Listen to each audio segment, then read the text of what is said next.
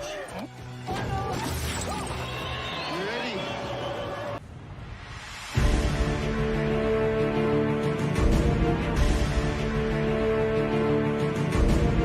Afrika Selatan antara tahun 90 dan 94, pemerintah apartheid mengorbankan perang secara diam-diam terhadap partai Nelson Mandela bernama INC. Pemerintah saat itu mendapat dukungan dari Partai Kebebasan Inkatha yang memiliki ribuan pejuang bernama Zulu. Dengan gimana cerita lengkapnya, langsung saja ke alur ceritanya. Suatu hari, berita di radio mengabarkan kalau di kota Soweto sedang terjadi kericuhan antara Inkatha dan juga simpatisan INC. Saat itu, Greg wartawan freelance berusaha secepat mungkin untuk bisa sampai ke sana agar tidak ketinggalan momen.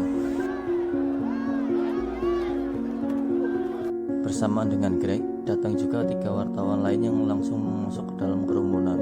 Namun sayangnya, mereka kehilangan momen karena ternyata kericuhan sudah selesai dan berakhir dengan 1 korban dari INC. Mereka berempat segera memotret korban tersebut untuk dijadikan bahan berita, dan disitulah secara singkat Greg Marjanovic berkenalan dengan Kevin Carter dari korban The Star, datang bersama 2 orang temannya, yaitu Ken juga Joe Silva.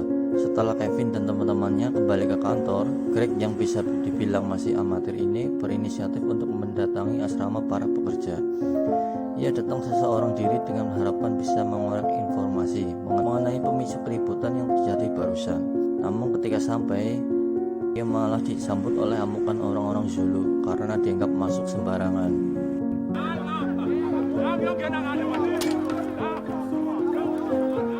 Semakin lama orang yang mengejarnya ternyata semakin banyak, sehingga Greg pun memutuskan untuk masuk ke dalam sebuah rumah. Sialnya rumah itu justru ditempati oleh para ketua Zulu. Dan Greg di sini hanya bisa berkata jujur bahwa ia wartawan yang ingin berbicara dan mengambil foto-foto orang Zulu. Ketua sempat bingung awalnya karena biasanya para wartawan lebih memilih mencari tahu dari pihak INC. Greg kemudian menjelaskan lagi kalau yang ini mau adalah penjelasan dari sisi Inkatha. Hear your side of the story. Can I ask what happened today? Ketua itu pun bercerita bahwa pihak mereka hanya ingin bekerja, tetapi para pengikut Mandela justru melarangnya.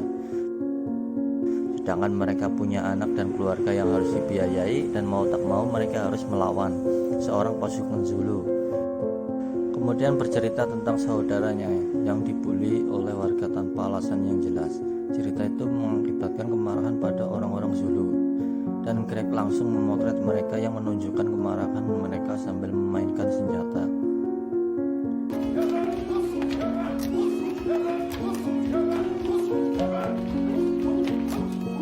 Tiba-tiba saat terdengar siulan yang membuat seluruh pasukan Zulu keluar, rupanya beberapa orang tengah menggerebek seseorang yang dicurigai sebagai mata-mata dari INC. Orang yang dicurigai itu pun keluar dan langsung berlari menyelamatkan diri. Namun sayangnya ia tersandung dan akhirnya segera dihabisi secara bergantian dengan parang dan senjata yang mereka bawa. Greg saat itu tampak mengabadikan momen tersebut dengan kameranya sampai orang itu meninggal di tempat.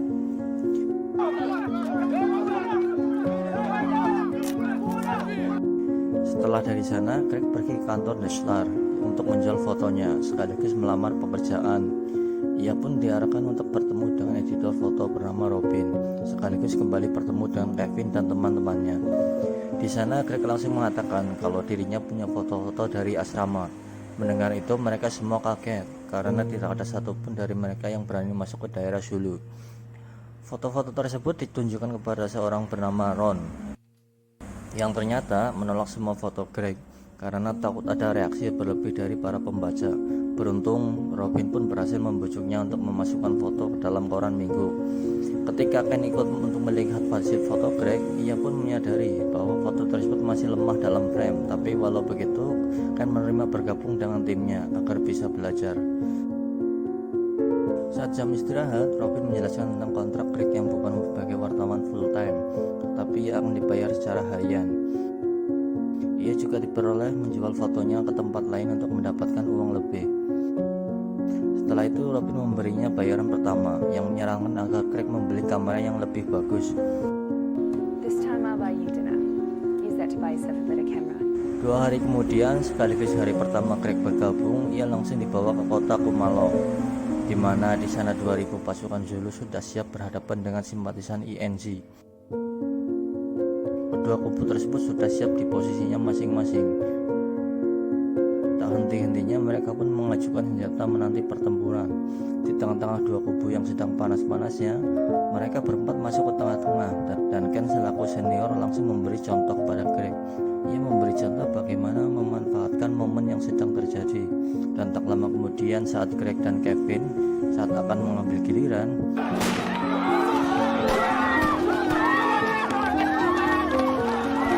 mereka berempat segera berlindung, sedangkan kubu INZ sendiri segera melakukan perlawanan dengan melakukan tembakan balasan dari belakang tembok. Saat itu korban dari pihak Zulu cukup banyak, sehingga membuat keadaan semakin ricuh. Masing-masing kubu kembali maju dengan barisannya masing-masing dan saling melempar batu. Saat itulah dari sisi lain pasukan militer datang dan segera melakukan tembakan membabi buta kepada simpatisan INZ. Hal ini membuat mereka berlarian menyelamatkan diri, sementara Zulu langsung mengejar dan membantai siapa saja yang ketinggalan. Tempat wartawan yang tadinya bersembunyi juga langsung mengikuti pasukan Zulu agar bisa mendapat beberapa foto Greg bersama Kevin lari ke tengah-tengah kericuan. Namun karena takut tertembak, ia pun berlari ke pinggir untuk bersembunyi. Di sini berbeda dengan Kevin. Ia memang sudah terbiasa memanfaatkan momen itu untuk mengambil beberapa foto.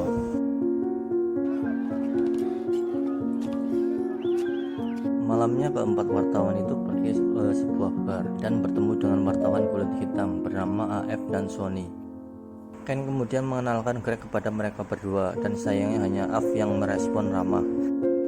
Sementara Sony menganggap kalau mereka adalah orang kulit putih mencari keuntungan dari pertumpahan darah di negerinya. Greg sendiri kurang memahami hal itu, sampai akhirnya Ken menjelaskan bahwa wartawan kulit hitam tak bisa bebas seperti mereka. Jika mereka berpihak pada Mandela, maka Ingranta akan berusaha membunuhnya, dan begitu pun sebaliknya.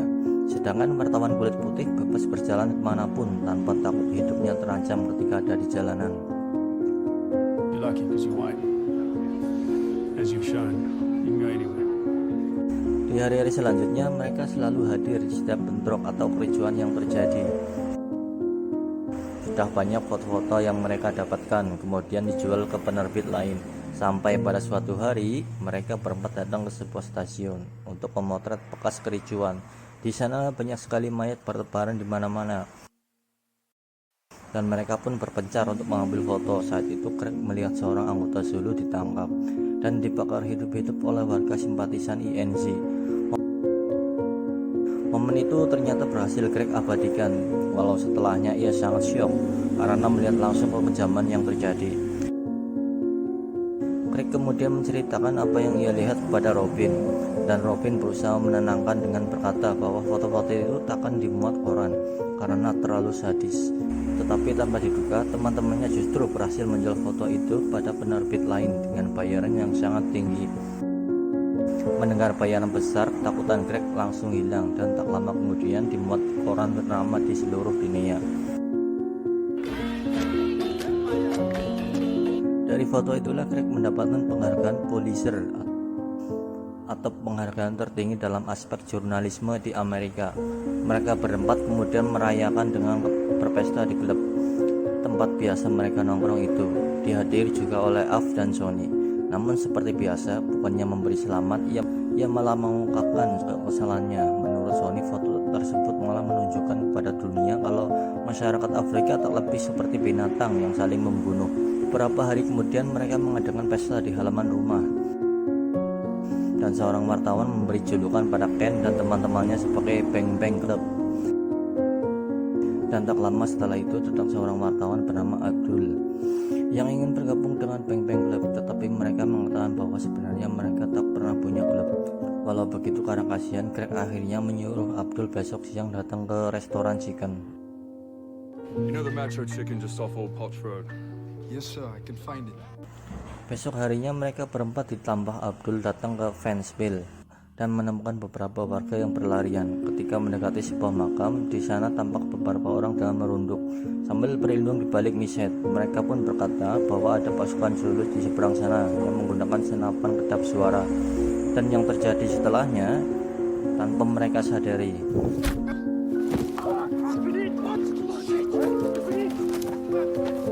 Semua orang langsung panik mengevakuasi ke dalam mobil, lalu membawanya ke rumah sakit.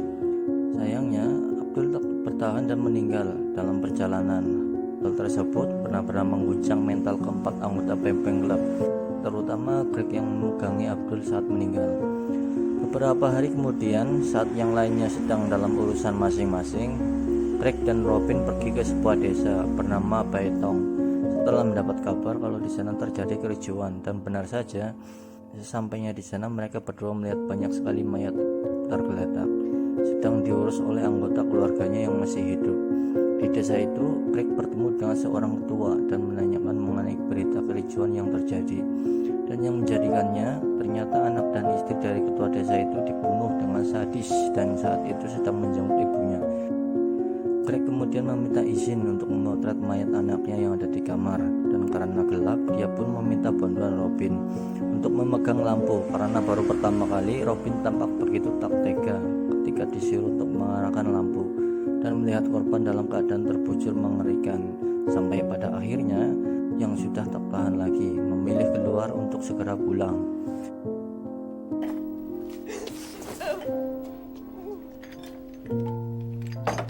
Sesampainya di rumah, Robin langsung berbicara tentang kenapa bisa setega itu Greg mengambil foto-foto korban, seolah tak punya rasa kemanusiaan sedikit pun. Greg hanya membela kalau itu memang pekerjaannya dan tak ada yang bisa dilakukan selain mengambil foto-foto. Di sisi lain, di camp yang berada di Sudan, Kevin tampak sedang memotret anak-anak yang mengalami kelaparan dan gizi buruk. Sisi kemanusiaan Kevin juga memulai tersentuh ketika ia memotret seorang anak kecil kelaparan yang berada di tengah-tengah panas gurun.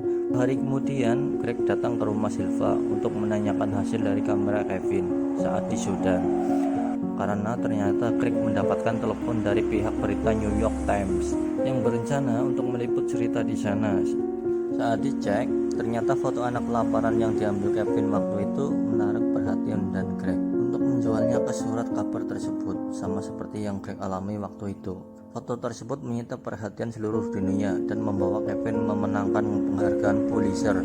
You just won the Pulitzer Prize. Dia pun diundang untuk menjelaskan foto yang diambil, tetapi di sisi lain malah membuat Kevin tersudutkan oleh pertanyaan para wartawan yang menanyakan sisi kemanusiaan Kevin. Mereka mempertanyakan Kevin yang lebih mementingkan foto daripada bertindak sesuatu atau melakukan upaya apapun untuk membantu anak yang kelaparan tersebut. The right thing. What about saving this little girl? Lama kemudian, pemerintah Afrika Selatan mengumumkan bahwa akan menjadwalkan pemilu dengan harapan bisa mengurangi kerusuhan. Kedua pihak sepakat membentuk pasukan perdamaian baru, tetapi sayangnya pasukan tersebut tak berguna karena kurangnya pengalaman di lapangan. Sementara itu, Kevin yang mentalnya tertekan karena pertanyaan para wartawan kemarin memilih untuk tak ikut turun meliput pawai INC, sehingga di sana pun hanya Greg, Ken, dan juga Silva saja yang turun, tambah wartawan senior dari berita lain bernama Jimmy. I was thinking of going to this big ANC rally tomorrow. How about you guys? Turquoise has been cooking for the last couple of days. Pada tanggal 18 April tahun 94, yang mana merupakan seminggu sebelum pemilu berlangsung, mereka berempat datang ke pawai ANC yang berada di Lagosnya. Ternyata di sana keadaannya sangat kacau, sehingga mereka pun terpaksa harus turun dan berlindung di balik mobil tentara agar terhindar dari tembakan. Sesampainya di garis depan, mereka ingin bergabung dengan pasukan perdamaian yang sedang baku tembak.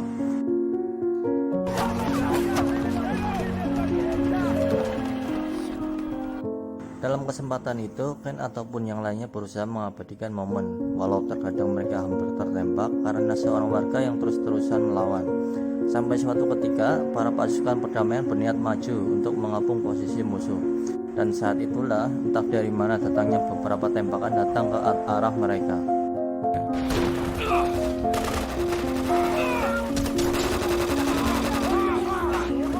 Greg dan juga Ken tertembak oleh musuh, langsung tak sadarkan diri, sementara Greg masih bisa mengerang kesakitan.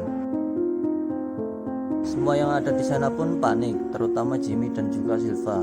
Mereka berdua selamat. Kemudian dibantu sebagian tentara perdamaian membawakan Ken dan Greg ke dalam mobil untuk segera dibawa ke rumah sakit.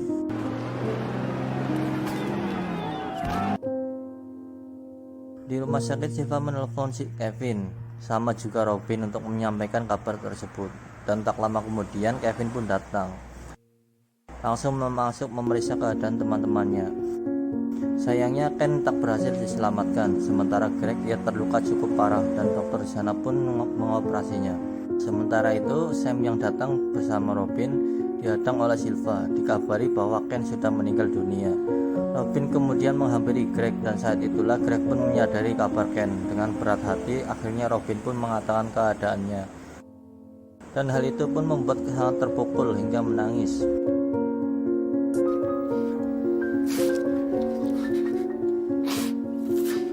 Beberapa hari kemudian, pemakaman Ken diadakan dan membuat semua orang sangat terluka.